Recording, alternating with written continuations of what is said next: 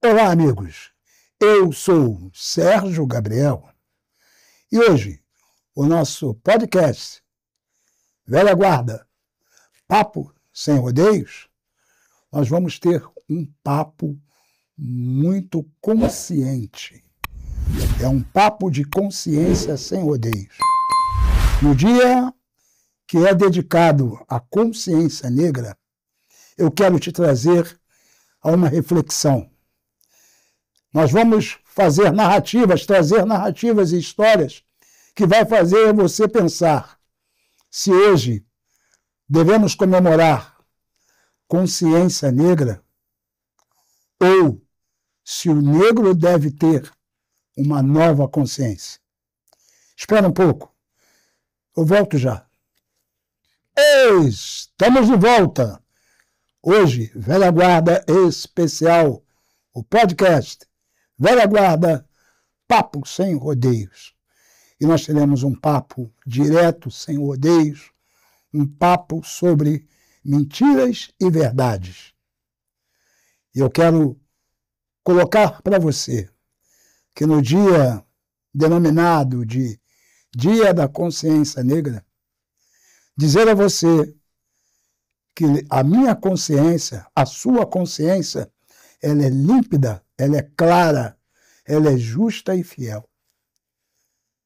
Será que nós não temos que ter uma consciência mudada? Será que o negro não precisa ter uma nova consciência? E não consciência negra, mas sim o negro com uma nova consciência. O nosso papo hoje, nós vamos falar de textos, de estudos desenvolvidos por arqueólogos, estudiosos, pessoas que são vários textos. Carl Jung é um deles, e outros rabinos, líderes muçulmanos, pastores, padres. E todos eles chegaram à mesma conclusão. Interessante isso. E no dia dedicado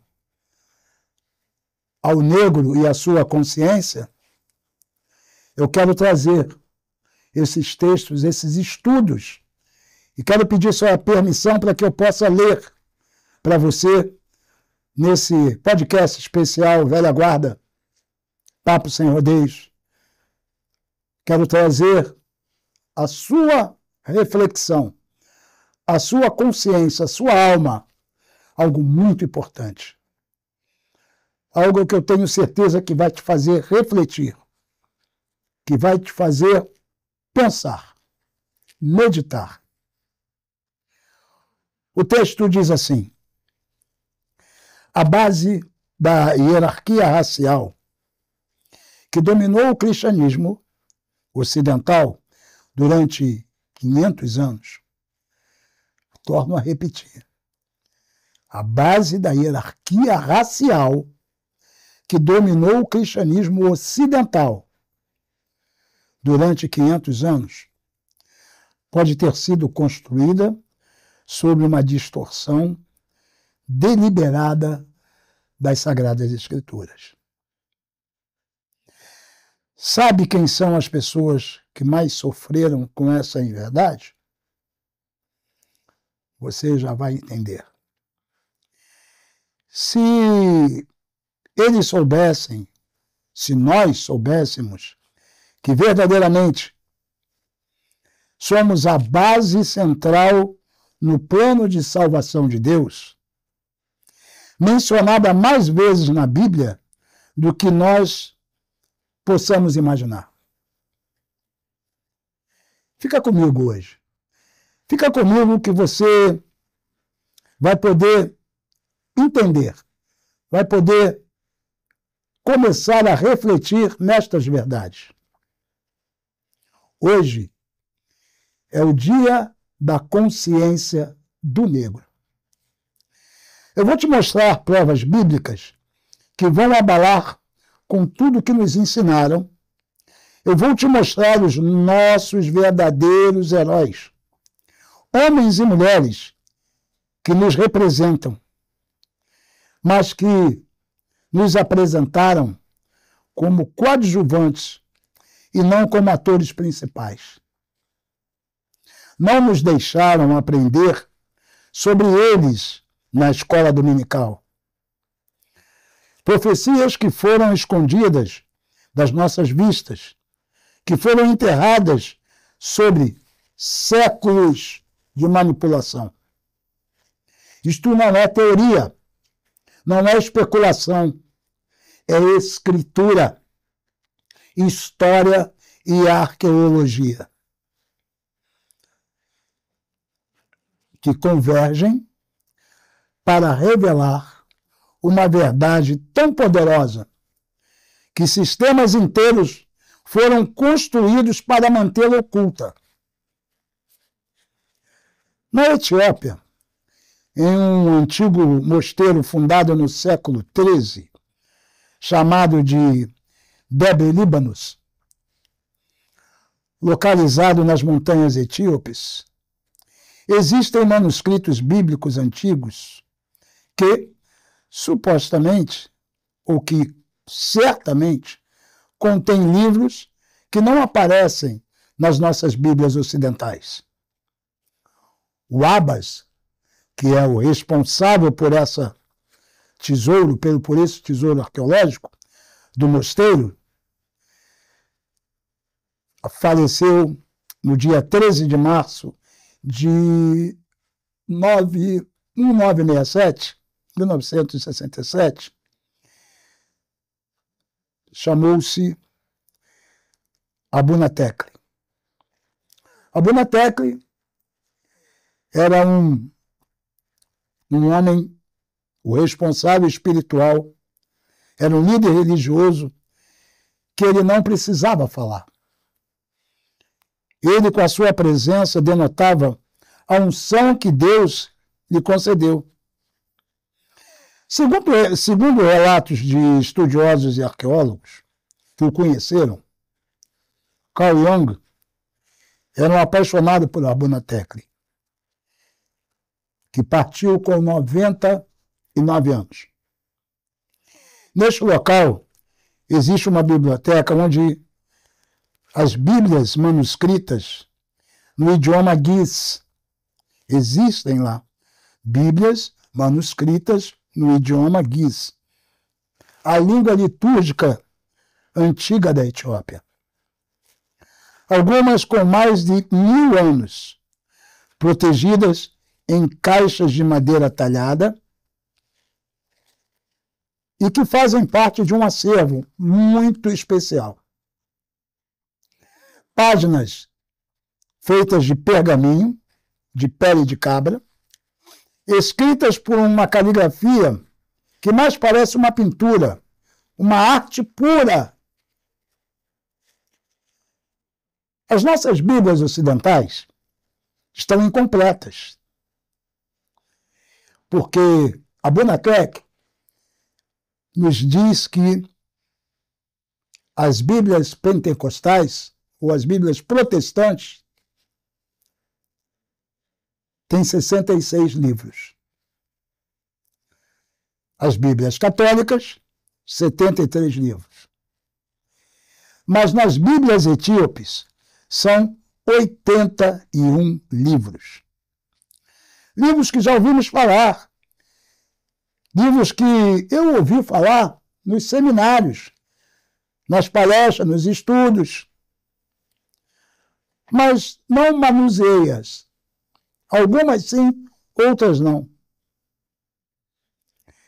Elas foram consideradas livros apócrifos. Por exemplo, o livro de Enoque, o livro dos Jubileus, Esdras, a Ascensão de Isaías, livros que o cristianismo ocidental declarou-os não canônicos, ou deuterocanônicos. Vou repetir essa frase. Deuterocanônicos. Livros que a Etiópia preserva há mais de 2000 anos. Mas há algo pior que esse mesmo sistema protagonizou.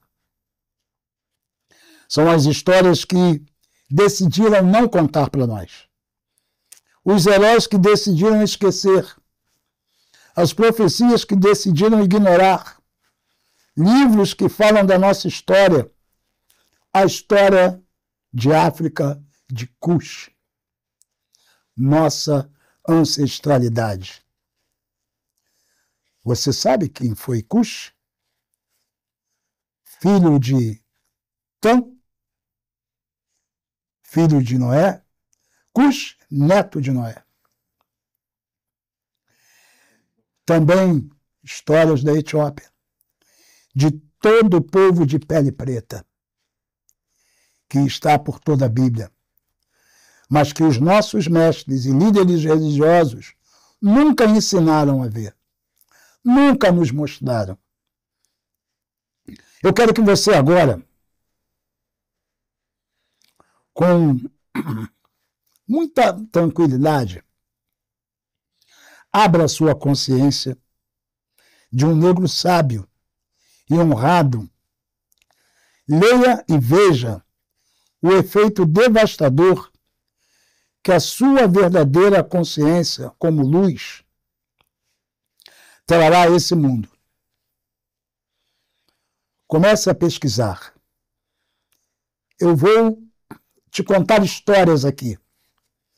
E eu preciso que depois você verifique. Verifique na sua Bíblia, verifique na internet, pesquise, procure.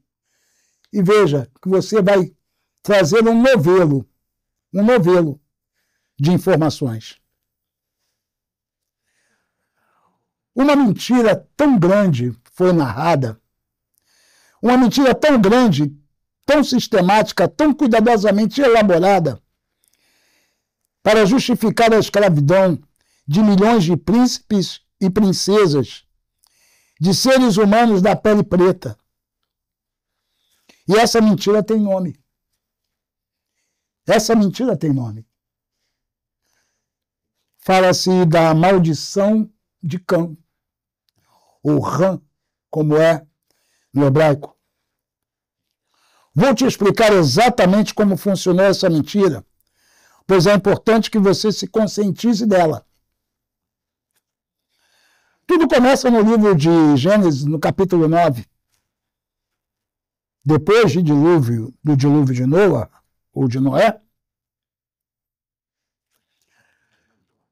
Noé planta uma vinha, embriaga-se com o vinho e deita-se nu em sua tenda, completamente bêbado. O texto descreve essa narrativa.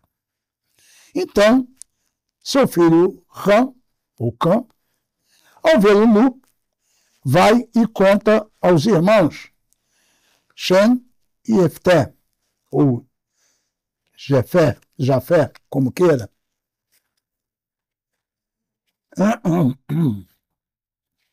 Essas narrativas, elas são históricas, não são inventadas, estão escritas. Esses dois irmãos pegam uma túnica, caminham para trás para não ver o pai e o cobrem. Quando Noé desperta e se dá conta do que aconteceu, profere uma maldição. E aqui vou te dar a chave e código desse fato. Ouça exatamente o que diz o texto. Disse Noé: maldito seja Canaã. Vou repetir. Maldito seja Canaã. Ele será um servo dos servos de seus irmãos. Pegou a visão? Eu preciso que você pense comigo. Maldito seja Canaã. Ele será um servo dos servos dos seus irmãos. Vamos esmiuçar um pouco esse texto, vamos nos aprofundar um pouco esse texto, para não ficar parecendo que eu estou num seminário. Mas eu quero que você, junto comigo, faça essa pesquisa, que nós possamos fazer esse trabalho mental. Noé não amaldiçoou o cão. Ele amaldiçoou a seu neto, Canaã. Ele era um dos 4 filhos de Rã, um entre 4. A maldição foi específica, direcionada, explícita e inegável somente sobre Canaã. E não sobre Rã, e não sobre Cã. Não sobre os outros filhos de Cã. Apenas Canaã. E quem foi Canaã? Onde viveram seus descendentes? A Bíblia diz com absoluta clareza que os cananeus estabeleceram-se no que é hoje a Palestina, Líbano, partes da Síria. Eram povos do Oriente Médio. E a maldição cumpriu-se quando os israelitas conquistaram a terra prometida. No livro de Juízes, capítulo 1, versículo 28, lemos que os cananeus foram submetidos a trabalhos forçados. A maldição se cumpriu, terminou, acabou, e não teve absolutamente nada a ver com a África. Mas então chegou o século X. Os portugueses, os espanhóis e mais tarde os holandeses, franceses e ingleses começaram a escravizar africanos. Compravam ou sequestravam, raptavam seres humanos na África Ocidental e enviavam através do oceano para a América, para trabalhar em plantações. De imediato, isso trouxe um problema. O cristianismo, a teologia cristã, ela ensina que todos os humanos são feitos à imagem e semelhança de Deus. Em Gênesis capítulo 1, versículo 27, cada ser humano de qualquer lugar, de onde ele venha, é preciso que ele tenha dignidade e valores inerentes, porque carrega a imagem de Deus. Além disso, a teologia cristã ensina que em Cristo Jesus não há distinção de raças. O livro de Gálatas, capítulo 3, versículo 28, diz: não há judeu, nem grego, não há escravo e nem livre, não há homem, nem mulher, porque todos somos um. Repetindo, todos somos um em Cristo Jesus. Como conciliar este pensamento? Como escravizar milhões de pessoas com base na cor da sua pele? Precisava de uma solução teológica. É preciso de uma justificação bíblica. E aí que entra a maldição de Rã, ou de Cã. Mas não foi suficiente simplesmente inventar a doutrina. Tinham de difundi-la. Tinham de assegurar-se de que as pessoas escravizadas nunca aprendessem a verdade. E conhecereis a verdade, e a verdade vos libertará, disse Jesus. Pega a visão e ouça. Ouça isto com muita atenção, porque é um dos crimes mais diabólicos jamais cometidos. Em 1807, foi publicada em Londres uma Bíblia com um título muito específico: As partes eleitas da Santa Bíblia para uso dos escravos negros. nas Ilhas Britânicas das Índias Ocidentais, isto não era uma Bíblia completa. Era uma Bíblia editada, uma Bíblia desenhada especificamente para pessoas escravizadas. E o que fizeram? Removeram quase 90% do Antigo Testamento e 50% do Novo Testamento. Desapareceu o livro do Êxodo, a história de Moisés, libertando os israelitas da escravidão, porque não podiam admitir que os escravos lessem sobre um Deus que liberta. Escravos. Um Deus que liberta escravos. Desapareceu Gálatas com a sua declaração de que não há nem escravo, nem livre. Desapareceram os profetas clamando por justiça. Desapareceram as passagens sobre heróis etíopes e cuxitas. Deixaram passagens sobre servos obedecendo aos seus senhores. Você quer ver? Leia aí, Efésios, capítulo 6, verso 5. Escravos, obedeçam a seus senhores humanos, com o mesmo temor e temor. Olha só. Vou repetir. Escravos, obedeçam a seus senhores humanos, com o mesmo temor e temor.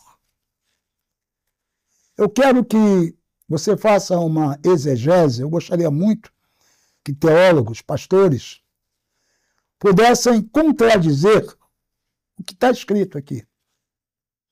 Porque ele não está falando do Senhor dos Exércitos, ele não está falando do Senhor Todo-Poderoso, ele não está falando do Senhor dos Senhores. A narrativa bíblica é clara. Ele está falando, Senhor, os seus senhores humanos, ou seja, os seus escravocratas, os seus dominadores. É disso que ele se refere. Criaram uma Bíblia desenhada para produzir escravos obedientes. Uma Bíblia despojada de libertação, despojada de justiça, despojada de qualquer passagem que pudesse inspirar resistência, dignidade ou esperança de liberdade. E distribuíram-na por todo o Caribe e parte do sul dos Estados Unidos. Mais uma vez eu te peço, pega a visão. Imagina que te dizem que este livro é a palavra de Deus, mas só permitem ver as partes que te mantêm escravizado. Imagina que te dizem que Deus manda que obedeças ao teu Senhor, mas nunca te dizem que Deus também libertou os israelitas do faraó.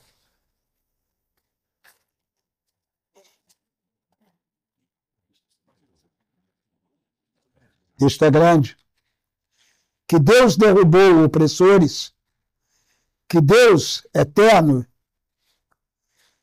o eterno Deus, que o Senhor dos Senhores, que o Rei dos Reis, disse a Faraó, deixar ir o meu povo.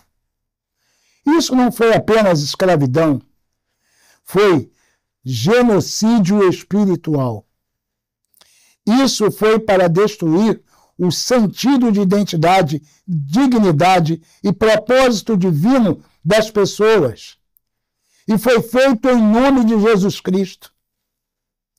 Quero te mostrar algo que está em todas as Bíblias.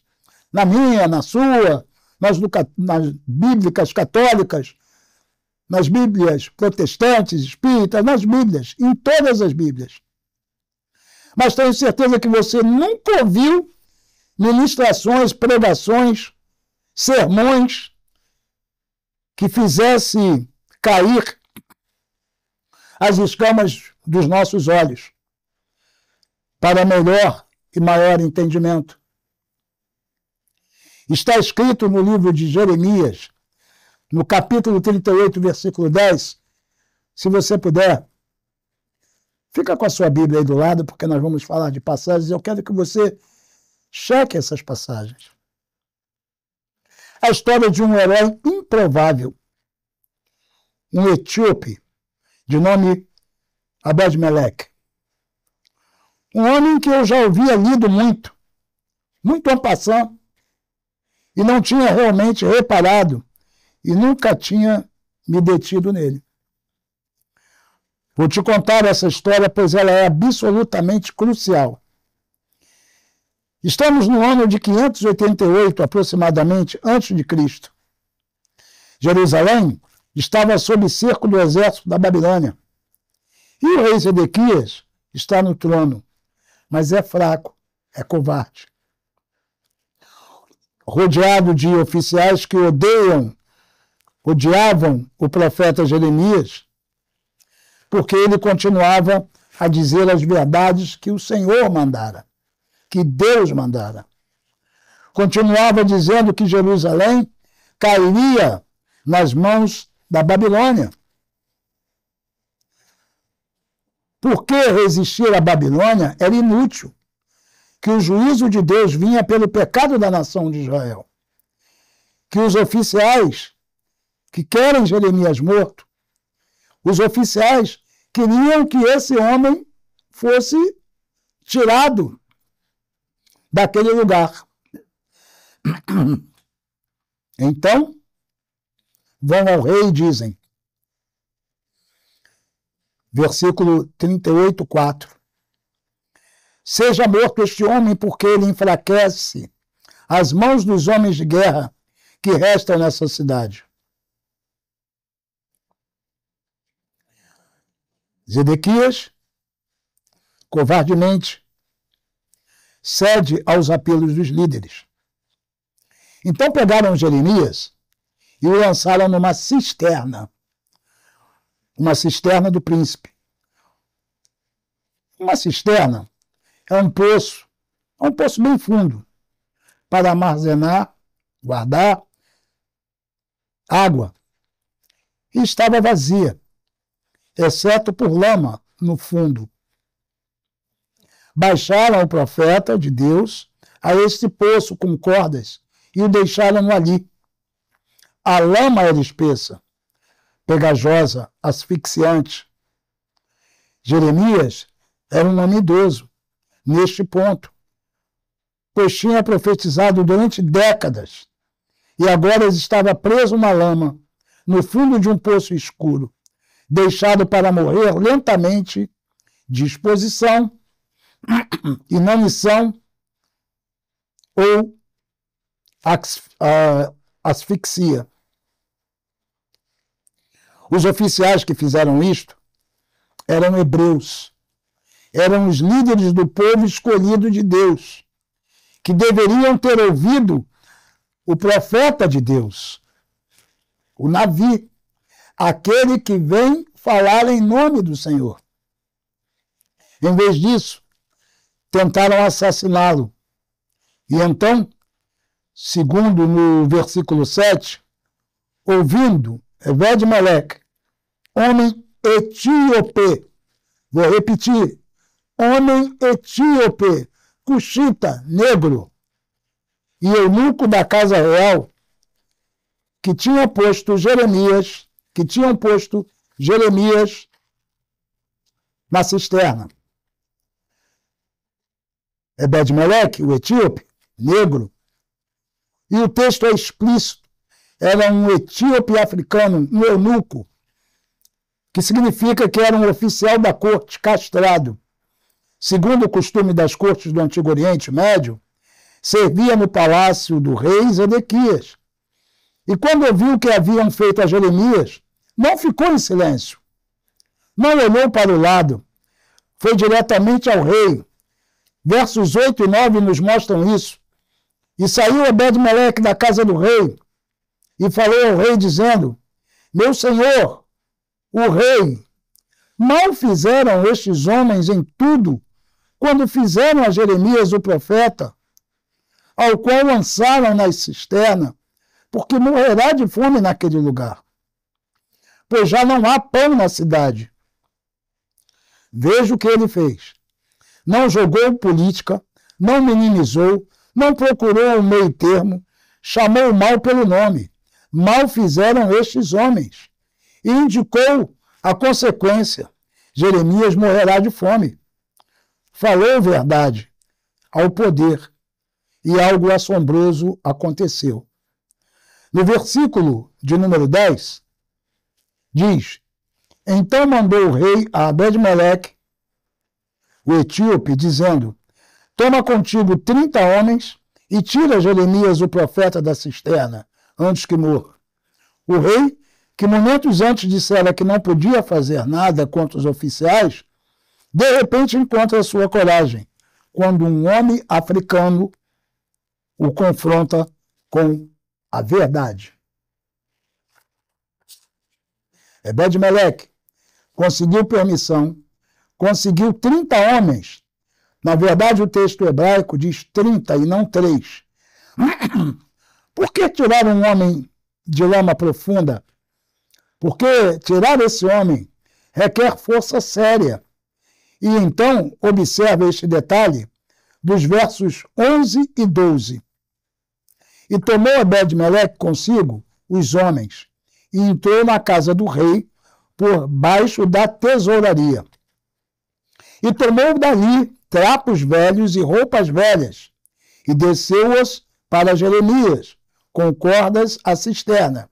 E disse Ebed-meleque o etíope a Jeremias: Põe agora estes trapos velhos e roupas velhas debaixo dos teus sovacos, por baixo das cordas. Vejam o que ele fez. Não simplesmente jogou a corda, sabia que puxar um homem com cordas lhe cortaria a carne, causaria ferimentos. Então, foi buscar roupas velhas e trapos para acolchoar as cordas.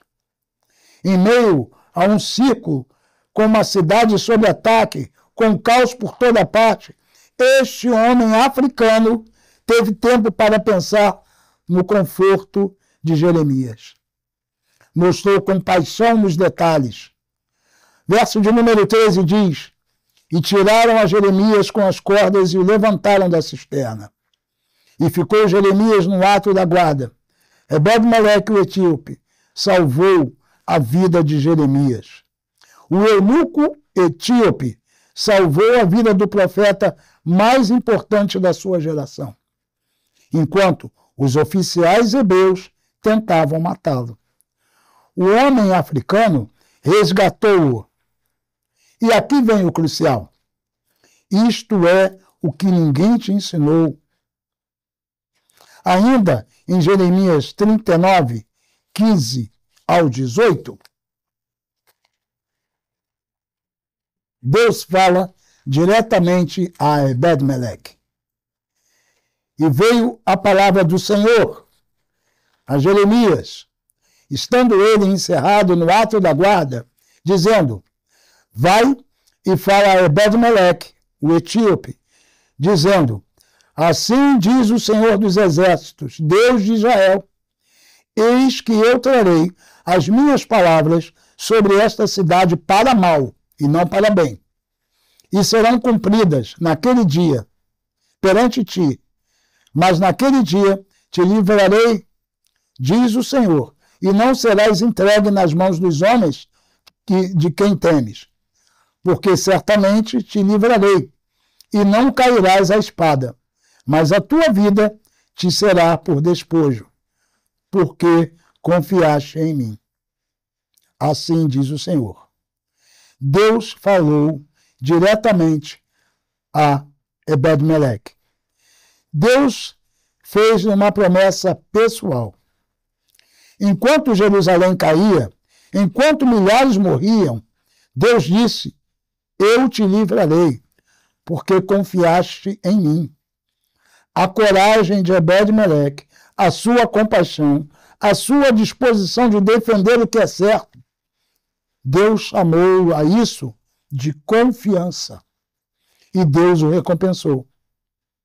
Agora, deixa eu te perguntar, quantos sermões, homilia ou pregações você ouviu sobre Ebed-Meleque? Ebed-Meleque destrói toda a narrativa. É africano, é fiel, é valente. Fala a verdade ao poder quando os líderes hebreus são corruptos e covardes. E Deus o honra por isso. Não podem dizer às pessoas que os africanos, o povo preto, estão amaldiçoados. E depois falar-lhes de Ebed-Meleque. Não podem nos dizer que nós africanos somos inferiores e depois admitir que um homem africano salvou o profeta de Deus. Quando o povo escolhido tentou matá-lo, então a história é enterrada, ignorada, saltada na pressa de falar das profecias de Jeremias. Mas está lá, bem ali nas Escrituras. Mas a história de Ebed-Meleque não é a única, é apenas o começo. Agora, até o momento mais escuro e sombrio da história. Vamos falar da crucificação de Jesus Cristo. Mas segura um pouquinho, que a boca está seca. Tomar uma água, veja os nossos companheiros comerciais e voltamos logo, logo.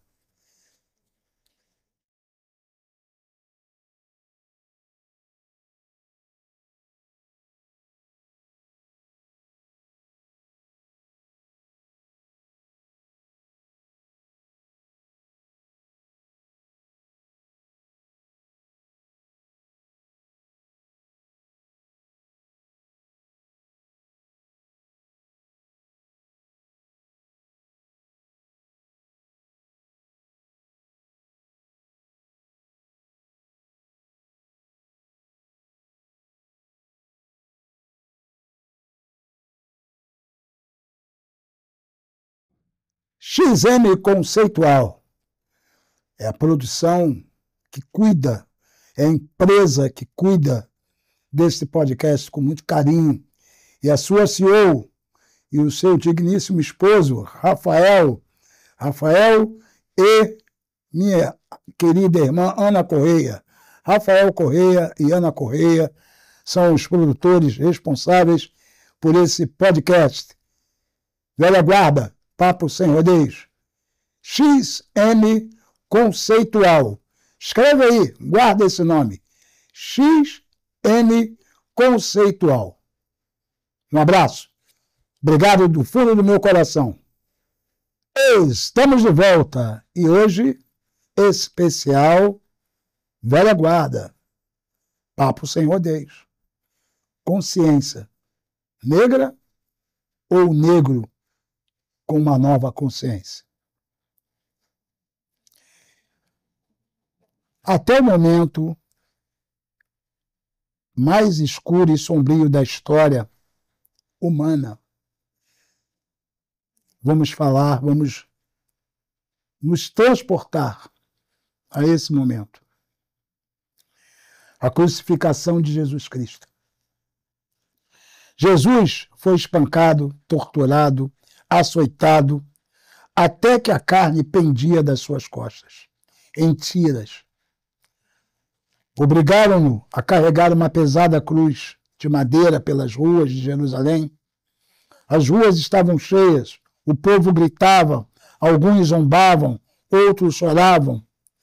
E então Jesus colapsa. Não aguenta mais. O corpo humano tem limites e ele chegou ao seu. Os soldados romanos precisam de alguém para levar a cruz o resto do caminho até o Gólgota, o lugar da caveira, onde ele será crucificado. No livro de Mateus 27, capítulo 27, versos 32, diz: ao saírem, encontraram um homem de Cirene, chamado Simão, e o obrigaram a carregar a cruz. Neste trecho existe uma inverdade, querendo denotar que Simão era escravo, não um cidadão romano de Cirene. Exatamente. Nesse ponto, a Bíblia diz que ele foi obrigado a carregar a cruz. Primeiro, isso é uma inverdade. Simão, Cireneu, era um cidadão romano. Cirene já tinha pertencido à Grécia e agora pertencia a Roma. Simão era um homem livre, chamado de churras, porque ele era frequentador de uma sinagoga chamada Sinagoga dos Libertos. Simão era livre. Mas por que, de fato, Simão carregou a cruz de Cristo? E aí eu posso te responder porque está no texto. Quando Jesus cai, colapsa aos pés de Simão, que Simão olha para Cristo, aquele homem ensanguentado, com as carnes expostas, Simão se detém de uma compaixão enorme, porque ele não vê ódio, raiva nos olhos de Jesus. Jesus fita-o de tal forma que Simão entende, sem palavras, o que Jesus estava dizendo a ele. Simão, esta cruz não é minha. Esta cruz é de todos. E eu estou carregando sobre meus ombros. Simão entende que ele deveria fazer algo. Ele ficou tão constrangido com aquele olhar de amor, de misericórdia, que ele não foi obrigado pelos soldados. Ele foi constrangido por Jesus com o seu olhar de amor para carregar aquela cruz. Eu preciso te dizer isso sobre Simão, o Cireneu. Isso teve tanta importância que a família de Simão, de Cirene, o Cireneu, tornou-se proeminente na igreja primitiva. Na igreja primitiva apostólica. Seus filhos, Rufo e Alexandre, acompanharam a Paulo. Mas Rufo e sua mãe também foram família para o apóstolo Paulo. A Bíblia fala que Paulo saúda a Rufo, saudai a Rufo e sua mãe, que tem sido também mãe para mim. Agora, deixa eu falar de um outro grande líder, Moisés. Não o príncipe do Egito, não o Moisés dos filmes de Hollywood, não o Moisés dos livros infantis, mas sim o Moisés real, o descrito nas Escrituras, o homem que falou com Deus face a face, o homem que tirou Israel do Egito e recebeu no Monte Sinai os 10 mandamentos, ou as 10 palavras. Moisés casou-se com uma mulher africana. Números, capítulo 12, versículo 1, diz: Miriam e Arão falaram contra Moisés por causa da mulher cuxita que tomara, pois havia tomado mulher cuxita. Cush, África. Isso não está oculto, não é obscuro, está mesmo ali no texto. Miriam e Arão, a irmã e o irmão de Moisés, falaram contra ele por causa da sua esposa cuxita.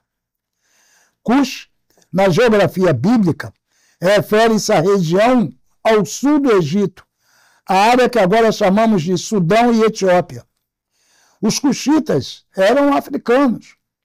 O texto não diz que Moisés se casou com uma cananeia ou casou-se entre as israelitas, alguma mulher de Israel.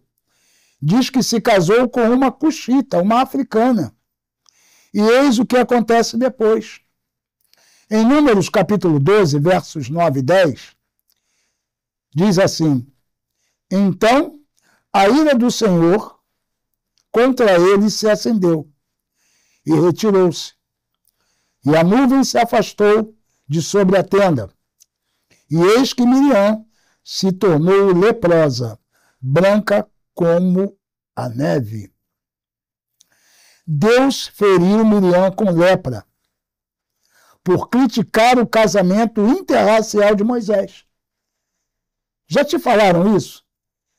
Dizem por várias situações, porque foi fofocado o irmão, porque foi isso, porque foi aquilo, mas a verdadeira razão por Deus ter colocado lepra em Miriam foi porque ela foi racista. Ela não queria que o irmão fizesse um casamento interracial, nem ela e nem Arão.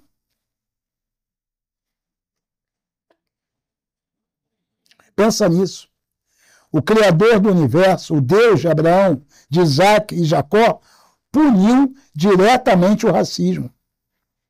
O historiador judeu Cláudio Josefo, escrevendo no primeiro século, fornece detalhes adicionais.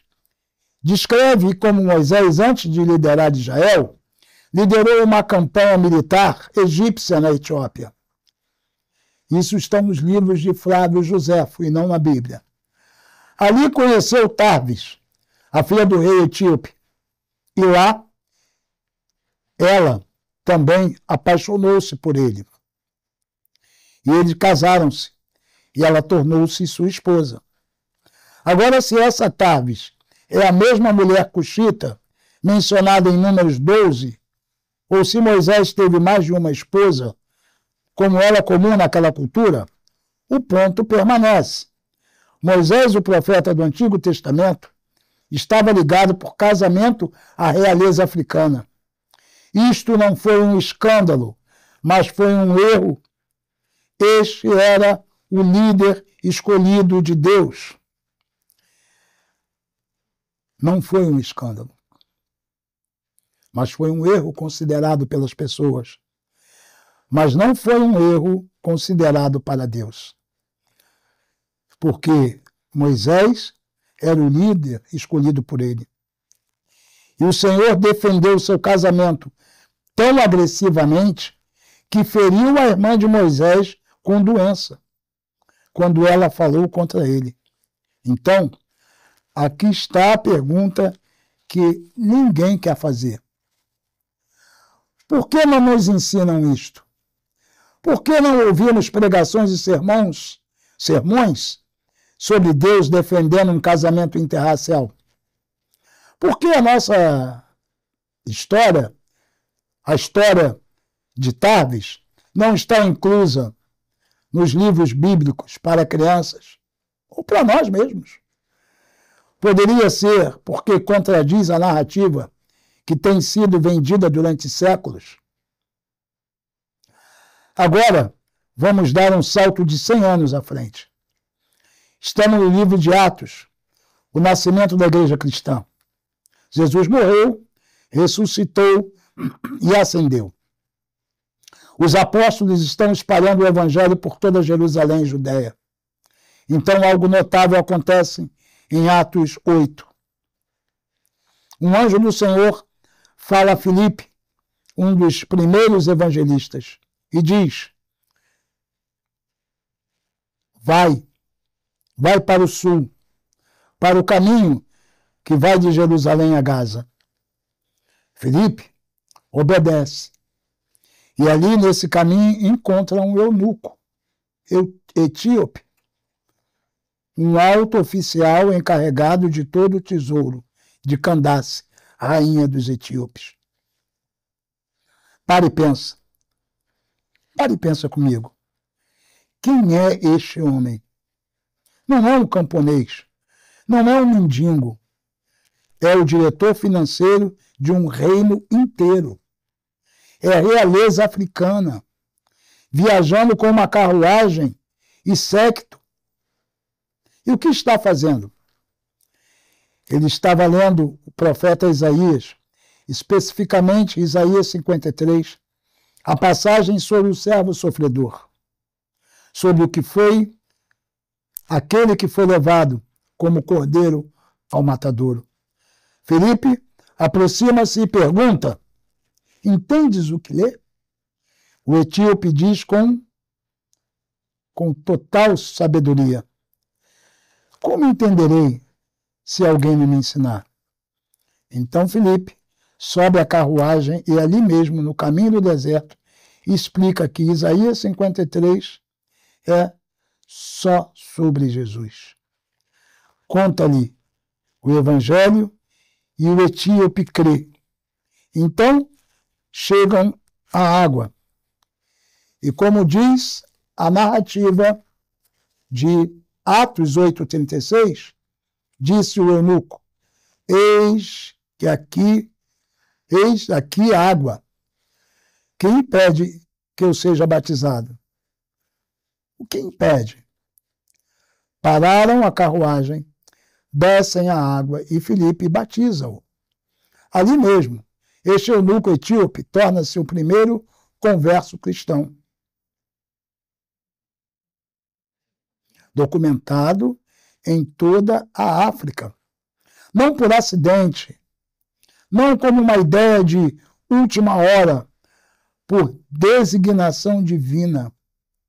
A tradição da igreja diz-nos que este etíope regressou a casa e levou o cristianismo a toda a sua nação, a Etiópia.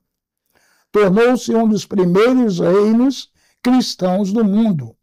E até hoje, a Igreja Ortodoxa Etíope traça as suas raízes. E a este momento, em Atos 8, mas aqui está o impressionante. Este homem já tinha estado em Jerusalém para adorar. O versículo 27 diz-nos que fora ali para adorar. Isso significa que era um prosélito do judaísmo, ou um temente a Deus. Alguém que honrava o Deus de Israel. Os africanos não eram estranhos à fé, não eram forasteiros que precisavam ser civilizados. Já estavam buscando a Deus, já estudavam as Escrituras, já eram parte da história. Há algo mais que poucos sabem em Atos 13:1. Encontramos uma lista de profetas e mestres na igreja de Antioquia, e a lista inclui Simão, chamado o Níger, ou o Negro. Um homem africano estava entre a liderança de uma das igrejas mais importantes da época. A igreja que enviou Paulo nas suas viagens missionárias. E estes não são personagens menores, não são notas de rodapé, são pessoas no centro da história, do Evangelho. Agora, recuemos ainda mais ao primeiro livro dos Reis, capítulo 10. Salomão é rei de Israel, o homem mais sábio que jamais viveu, segundo as Escrituras. Construiu o templo, a sua fama espalhou-se por todo mundo conhecido. E então, segundo o versículo 1, ouvindo a rainha de Sabá a fama que Salomão alcançara pelo nome do Senhor, veio prová-lo com perguntas difíceis. A rainha de Sabá, onde fica Sabá? As fontes antigas situam-na no sul da Arábia, ou ali no Corno da África, provavelmente no que é agora o Iêmen, ou parte da Etiópia. A tradição etíope identifica-a firmemente como africana, como rainha dos seus próprios ancestrais. E esta rainha africana viajou mais de 160 quilômetros para conhecer Salomão. Não veio como pedinte. No versículo de número 2 diz: e veio a Jerusalém com um séquito muito grande, com camelos carregados de especiarias e muitíssimo ouro e pedras preciosas. Trouxe 120 talentos de ouro para colocar em perspectiva, para que você possa entender. Um talento é aproximadamente 34 quilogramas. 120 talentos de ouro são aproximadamente 4.080 quilos de ouro. 4.000 quilos de ouro. Bom, né? Veio uma exibição de riqueza e poder. E por que ela veio? Por que ela foi lá? Para provar Salomão com perguntas difíceis. Veio enfrentá-lo intelectualmente, desafiar a sua sabedoria. E o que aconteceu, segundo os versículos 4 e 5? E vendo a rainha de Sabá, toda a sabedoria de Salomão, e a casa que edificara, e a comida da sua mesa, e o assentar dos seus oficiais, e o estado, e os trajes do que os serviam, e os seus copeiros, e os holocaustos que ofereciam na casa do Senhor, ficou como fora de si, ficou maravilhada, e disse a Salomão, nos versos 6 e 7, verdadeira foi a palavra que ouvi na minha terra, das tuas coisas e da tua sabedoria. E eu não cria naquelas palavras, até que vim e vi, e os meus olhos o viram. Eis que não me disseram metade. Maior é a tua sabedoria e prosperidade do que a fama que ouvi. Uma rainha africana reconheceu a sabedoria de Salomão. Abençoou-o. Louvou a Deus de Israel. A tradição etíope, segundo Quebra-Nagast, a época nacional etíope, diz que a rainha de Sabá e Salomão tiveram um filho, chamado Menelik. Mas depois viajou a Jerusalém, Menelik, e conheceu o pai. E quando regressou à Etiópia, trouxe consigo a Arca da Aliança. Os cristãos etíopes creem, até o dia de hoje, que a arca está na Etiópia, escondida e guardada na igreja de Nossa Senhora Maria de Sião, em Achum. Não temos provas que essa tradição seja verdadeira, tá? Mas posso provar isto a Bíblia. Posso provar isto. A Bíblia apresenta a rainha de Sabá como sábia, rica, alguém que buscou a sabedoria de Deus e a reconheceu quando a encontrou. O próprio Jesus refere-se a ela em Mateus 12, 42. A rainha do sul se levantará no juízo com esta geração e a condenará, porque veio dos confins da terra para ouvir a sabedoria de Salomão. E eis aqui está quem é maior do que Salomão. Jesus elogiou-a, apresentou-a como exemplo de quem buscou a verdade, e ela era africana. Agora vamos às profecias, porque isso não é só história passada, é futuro profético. Salmo 68, versículo 31 diz: virão príncipes do Egito. A Etiópia cedo estenderá para Deus as suas mãos. A Etiópia apressar-se-á a estender as mãos para Deus. Isto está no futuro, é profecia, é específico. Bom papo esse, hein? Não apenas que Cuxi reconhecerá a Deus, mas que Cuxi se apressará urgente, rapidamente, a estender as suas mãos para Deus. Esta é uma imagem de adoração apaixonada, de submissão voluntária, de busca ansiosa de Deus. essa profecia já se cumpriu completamente?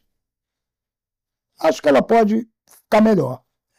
Podemos argumentar que começou com o eunuco etíope, lá em Atos 8. Podemos apontar a antiga igreja etíope, que tem adorado durante séculos, mas a linguagem sugere algo mais, algo em maior escala. Príncipes vindo do Egito, um movimento nacional, talvez até continental, rumo a Deus. Agora, olha, Sofonias 3:10. Aliás, eu me lembro de alguém pregando sobre Sofonias, falando sobre Sofonias. Não me lembro, não. Além dos rios da Etiópia, os meus suplicantes, a filha dos meus dispersos, trarão a minha oferta. Os meus suplicantes, o meu povo disperso, Deus reclama-os e repara de onde são, da além dos rios de Cush. Isso é a África profunda. Não apenas as regiões fronteiriças, o coração do continente é o que estão trazendo. A minha oferta que vão trazer, adoração, trarão algo valioso para Deus. Isaías 18 é 1. É verdade. Isaías 18, no capítulo 1, inteiro. Isaías 18, a partir do versículo 1. É um capítulo inteiro e vale a pena lê-lo cuidadosamente. Vou repetir. Isaías 18, a partir do versículo 1, é um capítulo inteiro que é importante lermos cuidadosamente. Versículos 1 e 2 diz: ai da terra que com suas asas está além dos rios da Etiópia, que envia embaixadores por mar e em navios de papiro sobre as águas, e de mensageiros velozes a uma nação de elevada estatura e pele brilhante, a um povo terrível, Deus do seu princípio até agora, uma nação forte e conquistadora, cuja terra é dividida por rios. Uma nação de elevada estatura e pele brilhante. Essa é uma descrição física. Um povo terrível desde o seu princípio. Isto é poder e influência. Uma nação forte e conquistadora. Isto é força militar. Por que isto não é descrito? Por que isso não é uma descrição de um povo fraco ou amaldiçoado? Isto não é a descrição de um povo escravizado, de um povo que está debaixo de uma maldição. É a descrição de uma nação formidável. E depois, o verso número 7 diz: naquele tempo será trazido um tributo ao Senhor dos Exércitos por parte do povo de elevada estatura e pele brilhante, do povo terrível, desde o seu princípio, e depois da nação forte e conquistadora, cuja terra é dividida por rios, ao lugar do nome do Senhor dos Exércitos, ao Monte Sião. Naquele tempo, é linguagem escatológica, a linguagem do tempo do fim.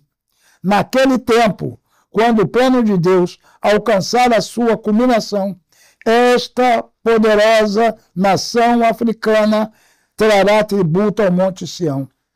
Virá ao lugar do nome de Deus, honrará o Senhor.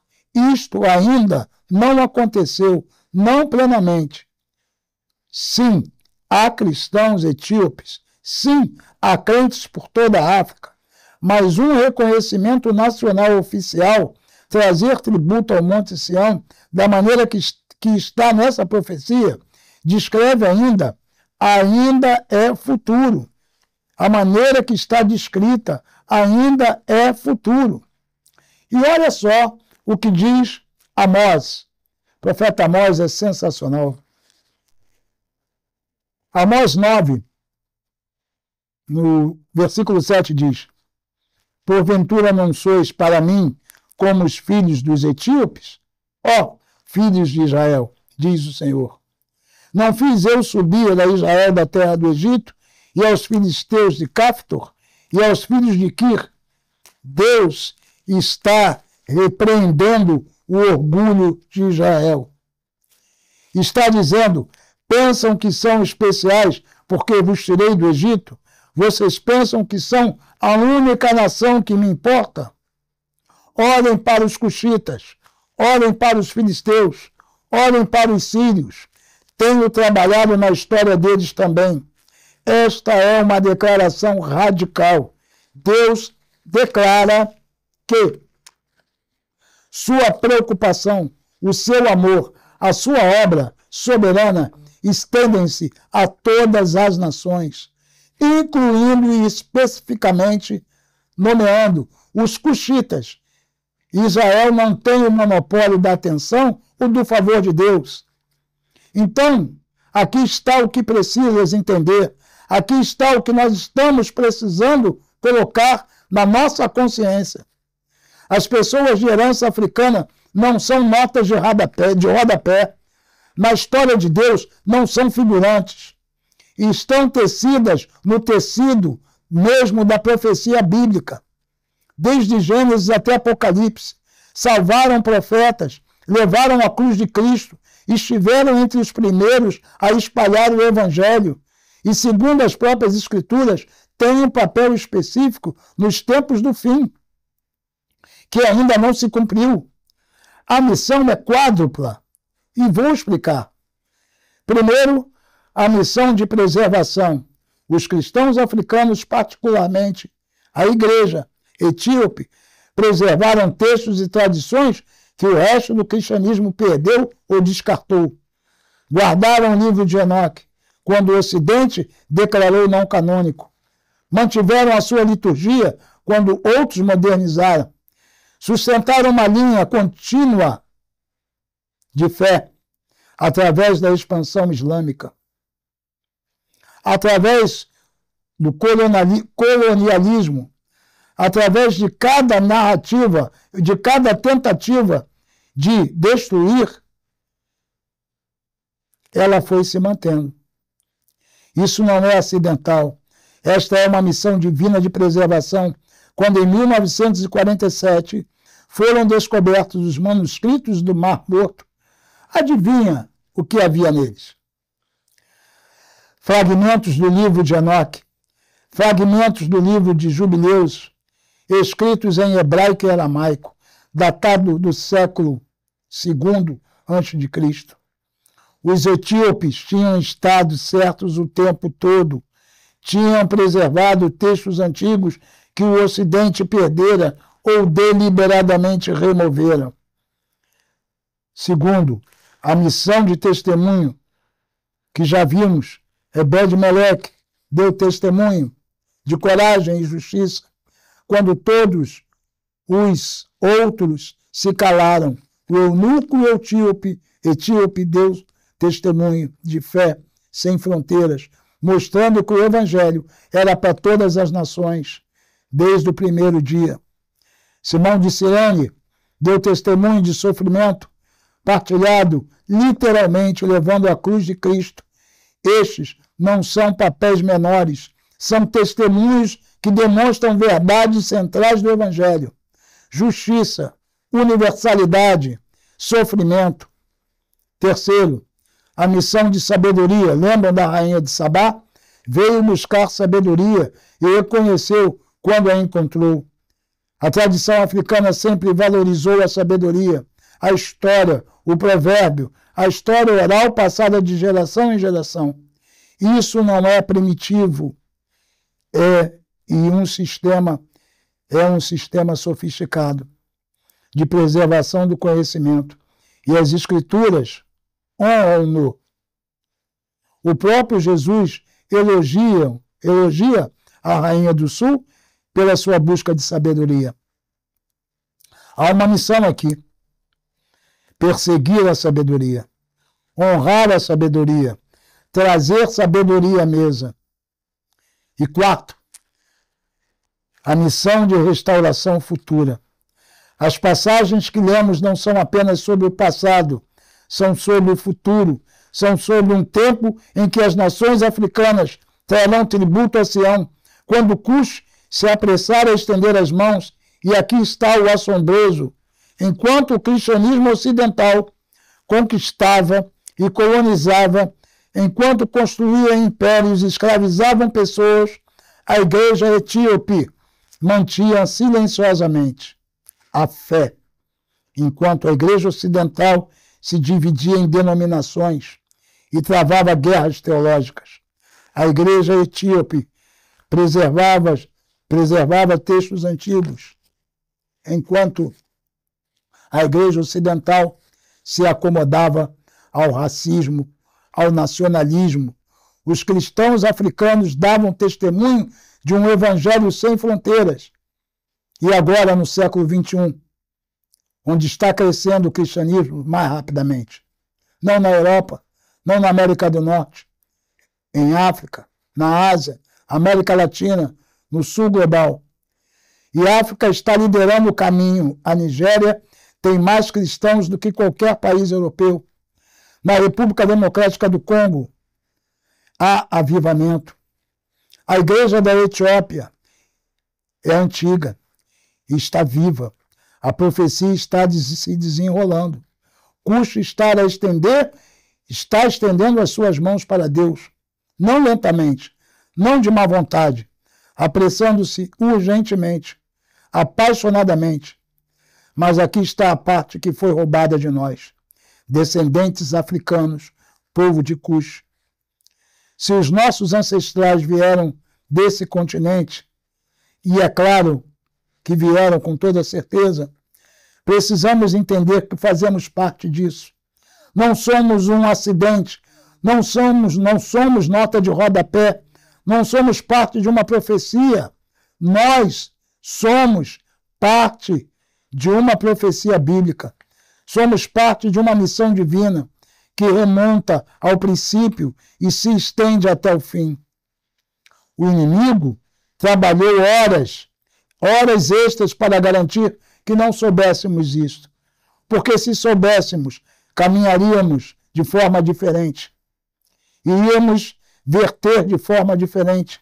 Entenderíamos que a nossa identidade não está enraizada na escravidão e nem em uma consciência negra ou no que os outros dizem sobre nós. A consciência do negro está enraizada nas escrituras, está enraizada na profecia, está enraizada nos propósitos de Deus. Pega a visão. Por que motivo o inimigo de nossas almas quer ocultar a identidade bíblica de um grupo inteiro de pessoas? Por que a identidade é simples? Por que na identidade? Porque a identidade determina o destino. Se não sabemos quem somos, não cumpriremos o nosso propósito. Se acreditarmos nas mentiras do sistema que nos diz que estamos ou que somos amaldiçoados, não entraremos no chamado ou ao qual fomos escolhidos. Se pensamos que a nossa história começa com a escravidão, não entenderemos que a nossa história começa com Cuxo, com a Etiópia, com as nações que a Bíblia chama de poderosas e conquistadoras. A maldição de Cã foi uma mentira desenhada para roubar a nossa identidade. O silêncio sobre os heróis africanos nas Escrituras foi uma estratégia para roubar a herança, para roubar a nossa consciência, para roubar a nossa liberdade. A igreja precisa se arrepender dessa maldição de Cã. Todos que conhecem e ouviram essas verdades, todos nós temos uma responsabilidade de compartilhar, porque quem compartilha cresce. Temos a responsabilidade de corrigir as mentiras, as distorções teológicas. Temos a responsabilidade de sermos negros de consciência, para que a nova geração saiba que as Escrituras realmente dizem. Porque, algures, agora mesmo, há uma criança sentada numa sala de aula sendo ensinada uma versão da história que apaga a nossa herança. Há um adolescente sentado numa igreja onde estão ensinando uma versão do cristianismo que ignora a nossa identidade. Há um adulto que acreditou durante toda a vida, de alguma forma, que ele é menos, que de alguma forma ele está amaldiçoado, que de alguma forma está fora do plano primário de Deus e precisam ouvir a verdade. Conhecereis a verdade e a verdade vos libertará. Precisam ouvir sobre Ebed-Meleque, que salvou um profeta. Precisam ouvir sobre o eunuco etíope, que foi o primeiro convertido africano.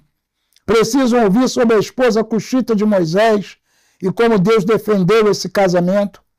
Precisam ouvir sobre Simão de Cirene, que levou a cruz de Cristo. Precisam ouvir sobre as profecias que declaram o seu significado, o nosso significado, a nossa missão. E quando ouvirem realmente, ouvirem e crerem, tudo vai mudar. Vergonha vai se levantar. As mentiras vão perder o seu poder. O chamado tornar-se-á claro e consciente. Aí sim, começamos a caminhar na identidade que Deus nos deu. Não na identidade que o mundo quer e quis nos impor. Não somos coitadinhos. Não somos filhos. Não somos filhos do acaso. Não somos almas jogadas. Não! Somos filhos do Deus vivo. A nossa consciência é a consciência de Cristo Jesus. Tem um verso que eu quero deixar aqui com os amados, de uma falecida amiga. Ela pertencia a um grupo aqui do Rio de Janeiro chamado Força Negra. Em Yorubá, Agbala Dudu. O nome dela, Alcineia. E ela escreveu vários versos, e dentre eles tem um que eu sou eternamente grato a ela, porque esse verso me conduziu para que eu pudesse me conhecer a minha realidade, a minha origem. Não aceitar aquilo que o mundo queria que eu fosse, mas o que Deus queria que eu fosse. Esse verso diz assim: passe a mão numa chibata e seja o seu próprio feitor. Negro, é hora de viver, não esquecendo o passado, mas não fique alienado. Levante o rosto e veja afinal. Você não deve brilhar só no carnaval. Que Deus te abençoe. Que Deus mude a tua consciência. Que você tenha a consciência de um negro. Que você tenha uma consciência de saber quem você verdadeiramente é. Nós estamos aqui no Papo Sem Rodeios, no nosso podcast Velha Guarda. Eu sou o pastor Sérgio Luiz Gabriel, membro da Igreja de Deus em Cristo, conhecida como COGIC, Church of God in Christ. Deus me tirou da comunidade do Jacaré, do Jacarezinho, ali no bairro do Caxambi, onde eu nasci e fui criado, e me levou para o seu mundo, para o seu reino, o reino de seu Filho amado. Deus me tirou do Jacarezinho para que eu fosse às nações. Faço parte hoje do ministério da Igreja de Deus em Cristo, onde sou pastor, reverendo, e faço parte do Ministério de Missões, do Departamento de Missões ao lado do meu irmão, do meu filho querido, pastor Maurício Bernardino Soares, a quem eu dou honra Nós somos liderados por um grande homem de Deus chamado Dr. Terence Rom, nosso bispo, prelado para o Brasil. Somos liderados também pelo bispo J. Drew Sherd, que é o nosso apóstolo-chefe. E este cordão me dá a garantia, a possibilidade de trabalhar nos 122 países aos quais a Igreja de Deus em Cristo, a COGIC, está instalada. Deus me tirou, conforme está escrito no Salmo 113, se não me engano. É tanta coisa para guardar na mente. Quando Deus fala que Ele vai levantar do monturo, do lixo, o necessitado, para que você se assente à mesa de príncipes e princesas do seu povo. Eu, quando li esse Salmo 113, eu sempre trabalhei com política e eu achava que Deus estava falando para mim, queria me colocar dentro da política, para que eu pudesse falar aos políticos. Mas eu estava redondamente enganado. Deus estava falando que eu sou um príncipe. Deus estava me dizendo, me permite tomar uma água.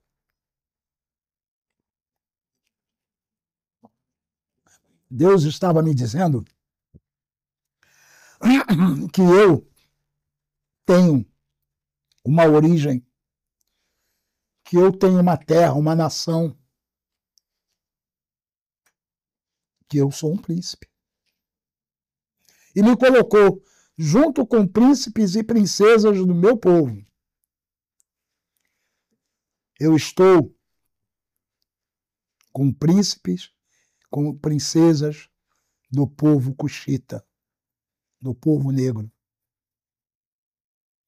Muito obrigado por nesse dia você estar conosco, por nesse dia você ter, junto comigo, participado, lido palavra e, principalmente, buscar uma nova consciência.